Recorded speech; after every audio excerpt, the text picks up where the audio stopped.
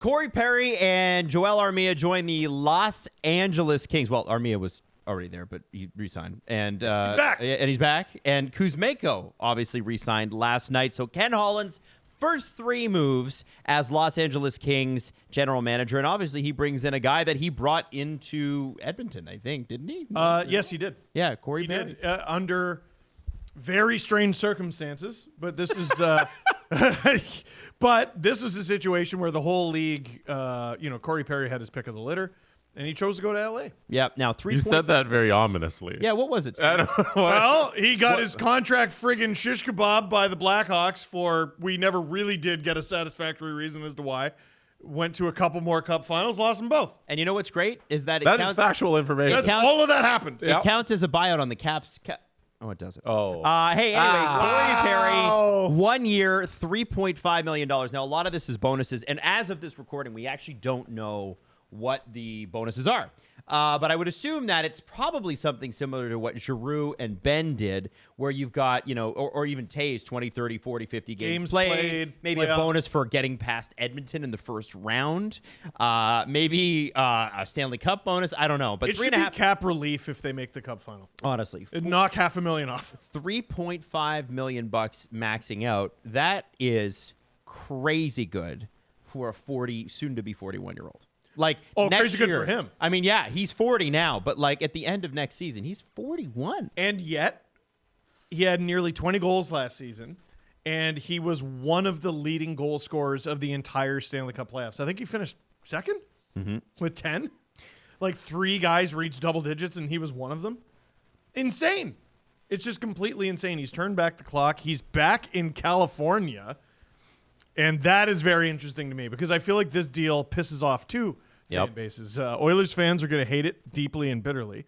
And it's interesting because earlier today we were talking about, well, I assume they want to get Perry done. I just don't know where the money comes from. Well, we know that they actually can't get it done. They couldn't match the 3.5 from the Kings. Armia's a really good penalty killer. Kuzmenko was incredible for them. The Kings are doing good things. It's just, again, have you done enough to beat the Oilers? Well, and they've lost Vladislav Gavrikov, who is a defensive defenseman for them. It's a big loss. It's a transitional year, right? Like you have had 4 losses in a row to the same team in the playoffs, and you have a new general manager who, funny little asterisk, happened to be the GM for most of those playoff defeats. Anytime there's a new GM, he's going to want to do something different. And the Kings were a team poised to do a lot of things anyway. So it's almost, despite these little moves, it's been too quiet in LA. Jesse, what are your thoughts on these Armia and Cory Perry? The Cory Perry thing, from the fan point of view, like that's the most interesting thing to me is like I want to hear from all Ducks fans on this is your favorite player of all time. This is your icon. He hasn't been there in years, but now he's playing for your rival. This is like Matt Sundin after he played in Vancouver being like, you know what? I'm going to spend another year in this league, and I'm going to go to Boston, or I'm going to go to Montreal. Oh, my God. You know, I'm going to go play for the Canadians after all those years on the Leafs and that one trip to Vancouver, and now I'm going to play for your heated rival. I just think from the storyline standpoint, it's fascinating to see Cory Perry in L.A. across the hall from the Ducks. And then it's like, I don't really care what the money is at this point. The dude's good at his age. I mean, and it's for so little, and he's going to be an effective player. His career is likely going to end just a few miles and only a 4 or 5 hour drive away from where it began.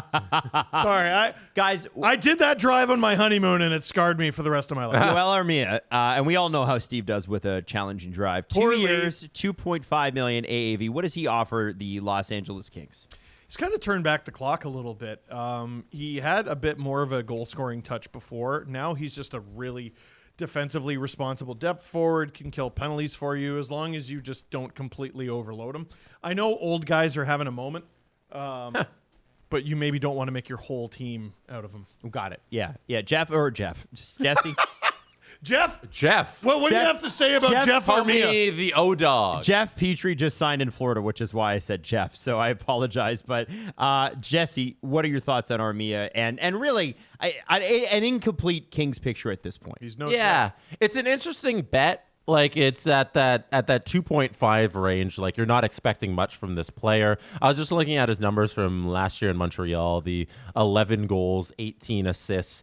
The year before was actually a career high in 17 goals and 8 assists. So I know they're not expecting much from him, and he's actually taking a pay cut from where he was in Montreal when he had signed there to re-up his deal, because I think the ceiling was higher on Joel Armia earlier in his career, right? And then now it's kind of petered off to where we know he's going to be. He's going to be a very deep down depth forward. He's going to be probably on their fourth line, probably maybe a little up on their third at some times, but they're not expecting much. And at that $2.5 million number, that's kind of all you can expect out of him.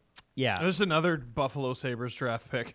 Yes, 16th overall. Holy Yeah. Wow. But that's the part of the story of Joel Armia where such a high draft pick, high expectations. So and much hope. You never kind of hit that where you think he could be, but he's had a solid NHL career. A little for sure. bit like another King, Trevor Lewis, who Yes. is the guy who was picked first round, and he's played how many games? Didn't he just hit 1,000?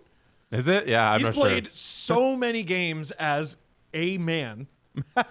You know what I mean? And like he's never gonna Yeah. score the 20, 30, 40 goals that you would hope you could potentially get out of a first round pick forward, but he's just been a really solid guy in your lineup. I think if you're the Kings right now and Armia plays significant minutes on a third line, you're like, whoa, that's crazy. Because I don't see him supplanting Moore or Lafreniere or Kempe on the right side there. So he's your fourth line right winger, I think, for this season. Trevor Lewis, by the way, 1,034 games. Wow. Good Holy memory. crap, Yeah. good for him. Good for T-Lou. Cody Ceci, 4 years, $4.5 million. Brian Dumoulin, 3 years, $4 million. And Anton Forsberg, 2 years, $2.25 million. We already did an LA Kings video, but in the time it took us to not do one, literally 2 minutes later, all of these signings were announced. So we thought we would include them in the video that you've already sort of have seen. So let's start with Leaf legend Cody Ceci, who went to the Edmonton Oilers for a while, spent some time in San Jose briefly before going to the Western Conference Final against the Oilers this year with the Dallas Stars. What do we feel about this fit, considering Vlad Gavrikov just signed with the New York Rangers? There is no player in the NHL I want to deep dive on more than Cody Ceci. Like, I want a council, like a medieval 12-guy Knights of the Round Table council, people from all different walks of hockey, to walk me through how this is an elite NHL player. I'm convinced he has pictures of every GM. Dude, he has very limited skating ability. He's not, like, You're being kind. overly known for his toughness. Yeah. He can shoot. He can also not. Well, he whiffs. We know he can whiff. Listen. This isn't even his most expensive NHL contract. Steve, are you suggesting that we should or should not have a referendum on Cody Ceci? I am suggesting, that was so many years ago, and we're still here, and he's Talking still about it, yeah. this man's gonna play till he's 50 if he wants. How old is he now? I don't know, but 31. 30. That's it. Yeah. So Cody Ceci's 31. Kings are interesting because, Jesse, can you pull up the Kings decor? Sure. Because I don't think Ceci or Dumoulin are on it yet. And I was like, where is he going to go? And Jesse brought up, well, they have a lot of cap space. And they do. Yeah, they only have 4 guys on their D right now, according to Puckpedia. Oh, okay. Well, there you go. So it was outlined a little different on your thing. So Yeah, because there's Burrows there on the press box. Yeah. I got it. Okay. So Mikey Anderson, Drew Doughty, Joel Edmondson, year 2 of 4. Yeah. He's heading into. He has 3 more years at 3.85. Brant Clark. Why? And why also not? Ceci and Dumoulin. Like, Hey, listen. If you can get Joel Edmondson, but worse and longer, and you pay more for him, you got to do it. well, Dumoulin, I think, is better than Edmondson. No, I like Dumoulin. I like Dumoulin. You know who I'm talking about. Yes. Ceci, like, you know. I am. Boy, they're spending a lot on that decor, and I don't know how great the value. Well, they have but they have to They got to have strong D because they got to contain Leon. Whoa. Ha ha! Woo! Let's go. Ha ha! Let's Because of Leon Draisaitl and Connor McDavid, because that's who they're playing in the first round. We all know it. That's your answer? I That's mean, your answer. I think that's the only answer available currently, right? They lost Gavrikov, so this is a really tough. This is a tough one for Ken Holland.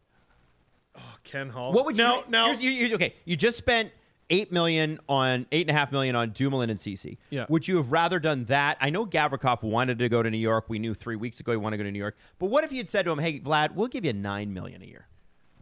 Would you take that over those two? I'd rather have a helicopter, but that option wasn't made available to me. Yeah.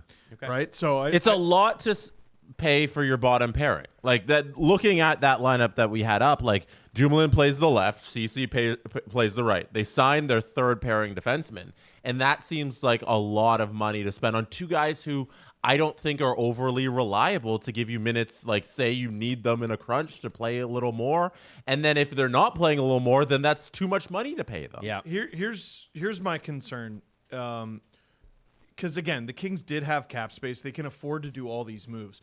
But heading into today, and after a few signings today, I was like, okay, trading is the best thing to do. Mm-hmm.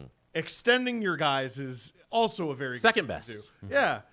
The worst thing you can do is be a big spender today, this specific July 1st of all days.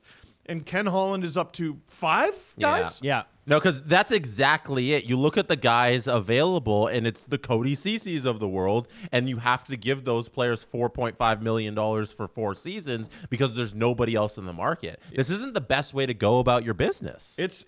I'm looking, so you got that page up there. They're going to end up having around $5 million to spend after this, with LaFerriere still to do. Right.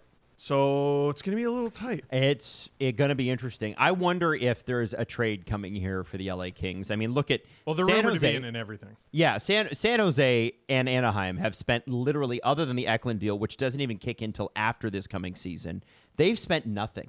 San Jose has $46 million to spend. Anaheim, I think, is $35 million. At some point, some contracts are going to be dumped on those teams, right? Right? Oh, my God. What's the floor? Yeah, wait. Some of these guys are going to have to. Yeah, they're going to have to buy something, right? So okay. If you were to put them head to head right now, Edmonton doesn't change their goaltender situation. Okay. This is the easiest answer you've ever. This is the easiest question you've ever asked. Edmonton, LA, they're playing for a 5th year in a row, baby. It's the first round. We got Kenny Holland versus his former team. We got Cory Perry versus his former team. Mm-hmm. You got Drew Doughty, Adrian Kempe, Anze Kopitar, Kuzmenko. Like you got guys. You got a bunch of people playing for the LA Kings, and then you got the Edmonton Oilers. You got guys. The Edmonton Oilers have played a lot of hockey. I mean, they've been to 2 straight Stanley Cup Finals. Maybe they're a little beat up. They don't have Evander Kane anymore. Yeah. Which mid goalie would you like to be patted on the bottom by? No, it's fool me once, fool me twice, fool me 3 times, fool me 4 times, fool me 5 times? 5 times. No! Fool me 5 times. What? Ken Holland is 3, maybe even 4 jobs away from actually retiring. Yeah, no. Oilers. By the way, Jay Fresh said Cody Ceci signed at 4 years, $4.5 million by LA. Is a veteran defenseman who is very good at getting coaches to play him in important minutes and not very good at several other things. Playing in those important minutes. Yeah, probably. Ken Holland's kind of that guy too, but for GMs. Mm-hmm. Ken Holland has made significant efforts to get Cody Ceci twice. I need to figure out what spell he has on this league. All right, so now SDPN's free agency coverage continues. Los Angeles, congratulations. You've got guys